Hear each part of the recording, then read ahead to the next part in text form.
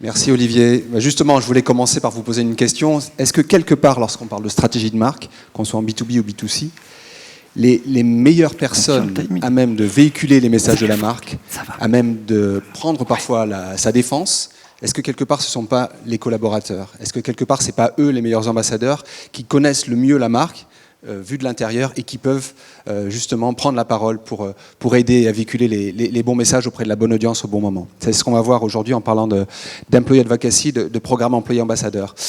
Donc ravi d'être là aujourd'hui. Je suis Andy Reimer en charge du marketing pour l'Europe du Sud chez Hootsuite.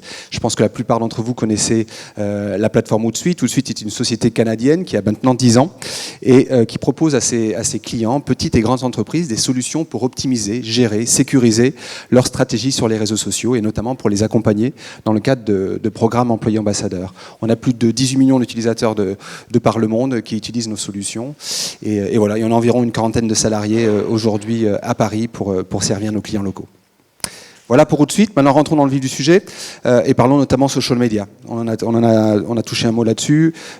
Aujourd'hui, voilà, près de la moitié de la population mondiale est connectée sur les réseaux sociaux.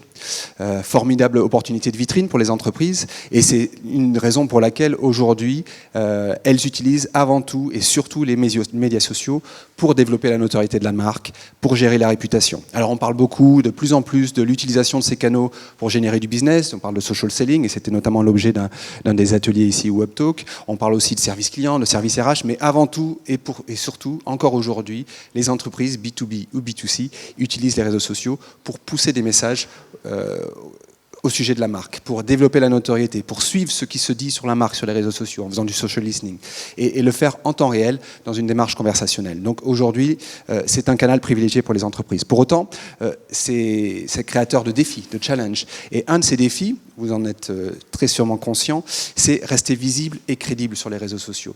C'est là une véritable difficulté pour les entreprises, car au départ, il faut le savoir, les réseaux sociaux ont été faits pour les particuliers, pour les individus. Alors les entreprises essaient de s'emparer du phénomène, mais il ne leur appartient pas au départ. Et il y a des difficultés en matière de visibilité et de crédibilité. Déjà, visibilité, on parle beaucoup de baisse du reach organique. Aujourd'hui, si je suis une entreprise, que je poste un message sur mon compte Facebook, LinkedIn ou Twitter, il va être vu uniquement par un faible pourcentage de mes followers.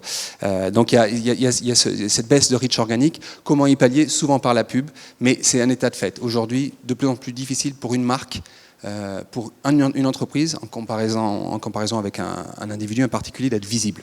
Ensuite, c'est compliqué d'être crédible.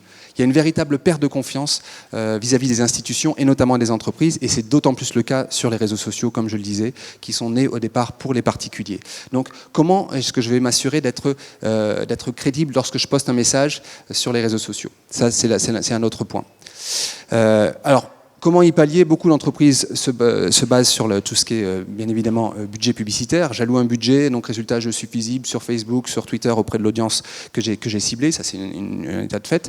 Mais beaucoup, et de plus en plus d'entreprises, se penchent sur d'autres programmes, notamment des programmes influenceurs. Donc je vais faire en sorte que des influenceurs, des particuliers, des individus relaient les messages au sujet d'un produit ou de ma marque. Et ils s'appuient de plus en plus sur leur CEO, on parle de leadership, et sur leurs employés. Donc on parle alors de programme employee advocacy, employé ambassadeur. Donc c'est ce qu'on va voir maintenant. Aujourd'hui, le modèle, il est simple. Je pousse des messages sélectionnés vers un groupe de collaborateurs présélectionnés également, qui sont ambassadeurs de ma marque, de manière à les encourager de relayer ces messages auprès de leur communauté personnelle sur Facebook, sur LinkedIn, sur Twitter, Instagram ou autre. Voilà. La promesse est celle-là, et beaucoup d'entreprises aujourd'hui se sont engagées dans ce type de programme avec plus ou moins de succès, on va le voir. Pourquoi s'appuyer sur vos collaborateurs? Parce que je parlais tout à l'heure des influenceurs. Vos collaborateurs, ils sont crédibles déjà. Ils ont une certaine audience. On parle parfois de micro-influenceurs, mais oui, ils touchent un certain nombre de personnes au travers de leur communauté. Ils sont visibles auprès de ces personnes. Et puis, ils sont accessibles. Ils sont là, ils sont dans l'entreprise. Ils sont souvent prêts à prendre part à ce type de programme. Et pourquoi ne pas commencer par vos collaborateurs avant d'aller attaquer un influenceur connu ou autre? Ils sont là, ils ont leur niveau d'influence. Ils ne demandent pas mieux qu'à être embarqués dans cette typologie de programme s'ils y voient la valeur pour eux. Alors, la promesse, la voici. Tout d'abord, je vais parler de visibilité. Effectivement, les messages qui sont relayés par les collaborateurs touchent beaucoup plus de monde, 24 fois plus de visibilité, plus d'engagement également. C'est ça qui est intéressant. C'est que le message qui va être posté par un collaborateur va générer plus de clics, de retweets, de likes, de partages, que s'il va être véhiculé par la marque. Donc là aussi, ça crée de la discussion, ça crée de la conversation, et c'est ce qu'on veut sur les réseaux sociaux. Ça, c'est des bénéfices très clairs en matière de communication externe. Maintenant, il y a des bénéfices également en termes de communication interne et RH, qui ne sont pas des moindres. Aujourd'hui, le collaborateur qui est embarqué dans cette typologie de programme, il se sent davantage valorisé, impliqué, informé. Il reçoit des informations en temps réel et il a le pouvoir de les partager ou pas auprès de sa communauté. Et il fait partie d'un programme avec un certain accompagnement qui le valorise, on va voir. Donc, il a plus tendance à défendre la marque et à rester au sein de l'entreprise également. On sait que le turnover est un vrai souci pour beaucoup d'organisations, notamment. Donc voilà la promesse. Et pour ça, il faut s'appuyer sur des facteurs clés de succès. Vous allez voir, c'est très simple, très concret. Mais si un de ces 4 points une de ces 4 solutions n'est pas remplie, le programme ne va pas délivrer comme escompté. Premier point, les ambassadeurs. Comment je les sélectionne? Qui sont-ils? Ensuite, quel contenu je mets à leur disposition? Troisième point, quel dispositif je mets en place pour permettre à ce programme de fonctionner? Et quatrième point, l'accompagnement. Comment je les accompagne? Ça paraît simple comme ça, mais c'est très concret et j'ai vu plusieurs programmes ne pas fonctionner parce que un de ces 4 points n'avait pas été considéré. Alors, pour étayer mes propos, je vais m'appuyer sur le retour d'expérience d'un groupe, le groupe Crédit Agricole, qui s'est lancé dans l'aventure de l'employé de Vocacy il y a quelques années déjà, et qui a embarqué notamment certaines de ses filiales B2B dans le projet avec beaucoup de succès, on va voir. Alors tout d'abord l'historique. Le programme, il est né au sein déjà d'une entité, Crédit Agricole Assurance, en 2016, avec un test pilote, 30 employés ambassadeurs embarqués sur les réseaux sociaux. Et face au succès de ce programme, le groupe a décidé si vous voulez, de le déployer au sein du groupe et au sein de différentes entités. Avec beaucoup de succès. Donc l'idée elle est simple, donner un nombre choisi de salariés, une sélection de contenus partageables facilement sur le social. L'idée, c'est de les encourager, les accompagner dans cette prise parole, et c'est une démarche d'influence collective qui s'inscrit véritablement dans la durée. Le programme doit être gagnant-gagnant. Pour le groupe Crédit Agricole, ils améliorent leur visibilité, ils renforcent leur image d'experts dans les domaines qui leur sont propres, ils vont toucher de nouvelles personnes, et puis surtout, ils vont bénéficier d'un réseau d'alliés en cas de crise. Les crises, on sait qu'elles peuvent naître d'un jour ou l'autre, et elles peuvent prendre une grosse ampleur sur les réseaux sociaux. Quoi de mieux que de bénéficier comme ça pas forcément d'une armée, mais en tout cas d'un groupe d'ambassadeurs prêts à prendre la parole pour protéger la marque et voilà, et prendre parti. Et diffuser les bons messages, bien évidemment. Ensuite, accompagner et maîtriser. De toute façon, vos collaborateurs, ils vont prendre la parole sur les réseaux sociaux. Ils vont parler de vous, à un moment donné ou à un autre, en bien ou en mal. Pourquoi ne pas les accompagner, encadrer la chose, et de manière à suivre également les résultats de telle ou telle action? Donc ça, c'est les bénéfices côté Crédit Agricole. Maintenant, les bénéfices côté ambassadeur, ils sont un peu dans la lignée de ce que je vous ai dit tout à l'heure. Déjà, ils se sentent responsabilisés, ils vont être acculturés au web, au digital, ils vont pouvoir mettre en avant leur expertise et développer ce qu'on appelle le personal branding. Et quelque part, peut-être même après bouger et découvrir, avoir d'autres opportunités de carrière. Donc, ils se sentent valorisés et impliqués, il y a un clair bénéfice pour eux. Alors, premier point, comment sélectionner les ambassadeurs? Est-ce que j'y vais en mode massif, j'embarque tous les collaborateurs? Est-ce que je me concentre sur un groupe? Là-dessus, j'aurais tendance bien évidemment à vous conseiller de commencer avec un petit groupe. Pourquoi pas le comité de direction?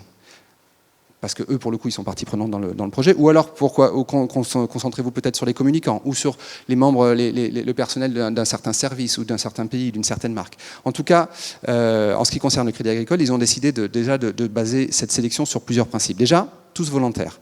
Ça, c'est un point déterminant. Le programme d'employés ambassadeurs doit être basé sur une démarche de volontariat pour les employés. Ensuite, ils ont décidé de les sélectionner sur la base de leur niveau d'activité sur les réseaux sociaux. Ils sont partis avec les personnes qui sont déjà connectées, actives sur les réseaux sociaux et qui se disent déjà, qui se réclament collaborateurs du groupe sur les réseaux sociaux. Donc ça, c'était un point de départ. Et puis après, ils ont embarqué certains experts métiers dans ce programme. Et ensuite, beaucoup du recrutement s'est fait sur la base du bouche à oreille. Vous allez le voir, il y avait toute une dynamique qui s'est créée et les collaborateurs avaient envie de rejoindre l'aventure. Sélection, premier point. Deuxième point, le contenu. Quel contenu je vais mettre à la disposition de mes collaborateurs? Il faut qu'ils aient envie de le partager. Ce n'est pas des hommes sandwich. Ils ne sont pas là juste pour faire de la pub de leur entreprise. L'idée, c'est qu'ils se valorisent. Donc, quel contenu je vais mettre à leur disposition? Alors là, il y a un petit bug avec le slide, parce que ce n'est pas le mien, mais ce n'est pas grave. En tout cas, ce qui est important, c'est les informations sur la gauche. Comme vous pouvez le voir, 35% du contenu véhiculé dans le cadre du programme employé ambassadeur est celui propre à la marque. Okay, les informations sur les nouveaux produits, les événements auxquels l'entreprise va participer, les opportunités de recrutement, on parle beaucoup de marque employeur, donc 35%. Mais 65% du contenu est du contenu externe au groupe Crédit Agricole. C'est du contenu qui porte sur le digital, l'innovation, le recherche et développement, RSE, l'agriculture, voilà. Du contenu que les collaborateurs ont envie de partager pour se valoriser. C'est là tout l'enjeu. Donc stratégie de contenu. Et on va voir après que ça prend du temps de construire ça. Mais s'il n'y a pas ça, ça ne marchera pas parce qu'ils ne vont pas le partager. Troisième point, quel dispositif technique?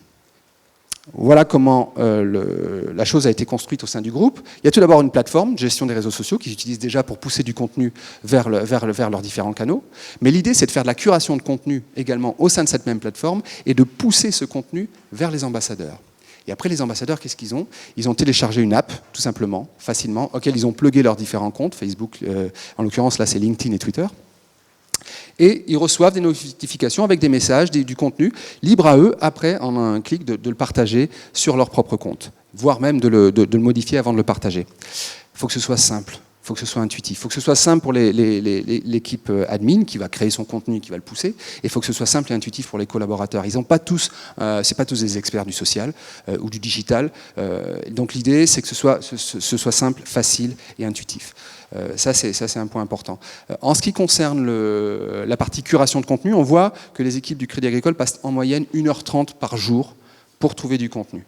Donc il faut que ce soit, on voit que c'est quand même un investissement, et après il faut que la chose soit facile et intuitive. Ça, c'est le dispositif.